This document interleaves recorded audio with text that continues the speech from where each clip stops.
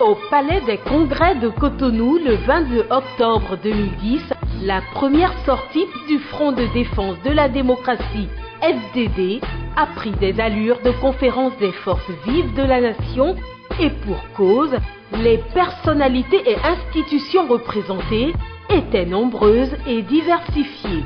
Syndicalistes, hommes politiques et membres de la société civile réunis dans un même creuset car portés par le même objectif, celui de mettre un terme aux dérives du régime Boni Yayi.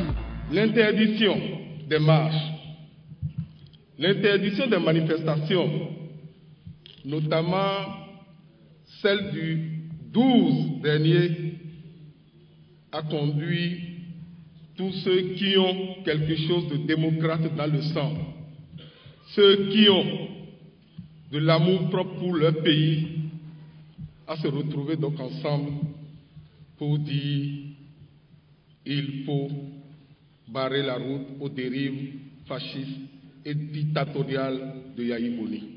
Trop c'est trop, d'autant que nous n'avons eu de cesse de mettre en garde, de donner l'alerte, de suggérer les moyens de corriger, de rectifier le tir.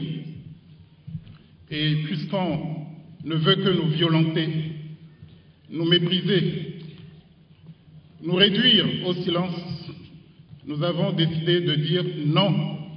Non en tant que société civile pour inaugurer un autre oui, celui de la bonne gouvernance, celui de la démocratie que nous avons voulu, dont nous avons rêvé il y a 20 ans, au moment où nous adoptions les conclusions de la conférence nationale. Les gens qui disent qu'il y a de liberté, c'est vrai, il y a de liberté pour eux. C'est comme hier en Afrique du Sud, les Blancs ont de liberté, les Noirs n'ont pas de liberté. Parce que moi je n'ai jamais vu les gens du gouvernement, les marcheurs des FCBE, qui ont programmé des marches et qu'on ait fait intervenir l'armée, la police ou la gendarmerie. Eux, ils peuvent parler de liberté. Donc nous subissons quelque chose qui n'est pas normal et il était bien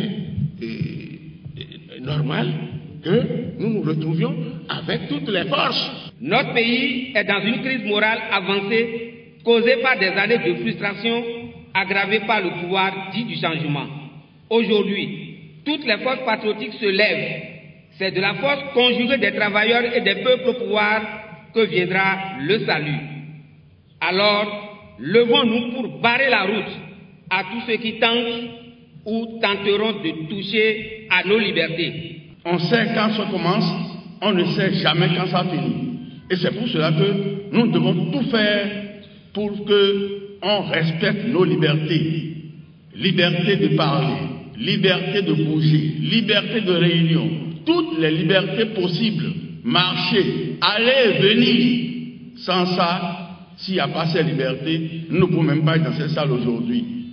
Chers amis, moi, CGTB, si nous avons décidé d'être membres actifs de FDD, c'est parce que nous voulons défendre notre liberté.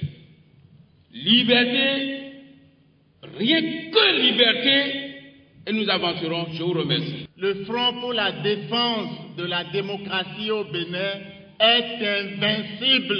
N'ayons pas peur. Même toutes les forces armées béninoises ne pourraient vous vaincre.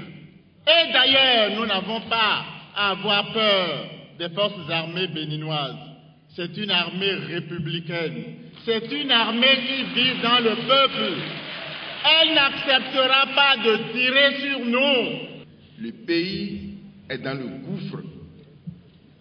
Les vieux démons, depuis longtemps oubliés, tentent de refaire surface. Jamais l'heure n'a été aussi grave depuis l'historique conférence des forces vives de la nation de février 1990. les journalistes qui sont ici, je veux vous demander un service. Lorsque vous allez rencontrer, après cette séance, Madame Madougou, posez-lui cette question. Madame le ministre, le gouvernement vient de faire déchirer les affiches réclamant les libertés. Êtes-vous d'accord? Le gouvernement a transformé la bourse du travail en un retranchement avec de lourds déploiements de forces de répression des charges d'assaut. Je vous rappelle que depuis 1990, c'est la première fois que des charges d'assaut sont sorties comme des manifestants à main nue, que des charges d'assaut sont sorties contre des perdus citoyens. En résumé, devant tant d'abus de pouvoir, de pillage, nous n'avons qu'une seule chose, nous donner la main pour bouter dehors l'intrus avant qu'il ne mette la maison à feu et à sang. Tous les pans de la société sont en décomposition morale. La seule voie, la plus démocratique de toutes, la Constitution en vigueur dans notre pays le reconnaît en son préambule lorsqu'elle vise la Charte des droits de l'homme qui stipule en son article 35 quand le gouvernement viole les droits du peuple, l'insurrection est pour le peuple et pour chaque portion du peuple le plus sacré des droits et le plus indispensable des devoirs. Je veux vous dire seulement que, comme vous le constatez, rien n'a émergé. Rien n'a émergé. Ah oui. Un dictateur émerge, mais nous l'abattrons. Merci. Il nous avait promis le changement et nous avions suivi massivement. Aujourd'hui, je vois que le gouvernement de changement a honte. Il a honte et parce qu'il a honte, pour couvrir sa honte, pour se cacher de sa honte, veut empêcher la liberté d'expression. J'ai été contraint à la démission et je suis parti. Mais je suis fier d'être parti, parce qu'en partant ainsi, j'ai contribué à dire non de façon définitive à l'érosion progressive mais inexorable des libertés. Je voudrais qu'on soutienne l'initiative, parce que mon parent me disait qu'on ne peut rien attendre d'une jeunesse que l'injustice ne révolte pas. Et je suis fier de constater dans la salle aujourd'hui plus de jeunes.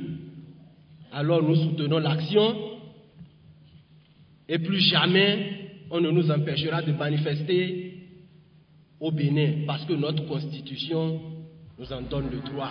Merci. Galvaudés par les témoignages édifiants de violation des libertés sous le régime du changement, les représentants des différentes composantes du front ont tour à tour manifesté leur engagement dans une lutte désormais commune, laissant le soin au tout nouveau président du front, le syndicaliste Gaston Azoua, de lancer en leur nom à tous un appel vibrant au réveil des forces vives de la nation. Nous sommes tous, n'est-ce pas, menacés, et les organisations syndicales, et les organisations de la société civile, et les organisations politiques qui ne veulent pas avaler la couleur pour une simple raison ou une autre. Nous nous sommes retrouvés le 13 à la suite d'un scandale de la violation des franchises de la bourse du travail. Le 12, nous avons décidé de nous retrouver le 13 pour mettre en place le Front pour la défense des libertés et de la démocratie que nous considérons comme une grande force. C'est une force pour vous, pour nous tous, pour que les libertés soient respectées dans notre pays.